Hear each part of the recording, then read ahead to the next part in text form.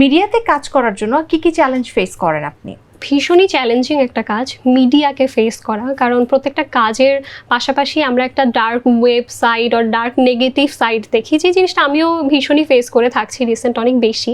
এই জিনিসগুলো অ্যাভয়েড করে কাজে টিকে থাকা ভীষণই কষ্টকর। লেগে থাকতে হবে, দৃঢ় থাকতে হবে, বারবার একটা কথাই বলবো, এছাড়া টিকে থাকা সম্ভব না। মিডিয়ার মানুষ খারাপ বলে কেন? মিডিয়ার মানুষদের চিন্তাধারা নর্মাল হিউম্যান বিইংদের থেকে একটু ডিফারেন্ট হয়। তারা সহস্র মানুষ দেখে, সহস্র মানুষের thoughts, way of thoughts, thinking, work সব কিছু দেখে থাকে। তারা না চাইতে অনেকাংশেই নেগেটিভ হয়ে যায় বা নেগেটিভিটিটা তাদের গ্রাস করে ফেলে।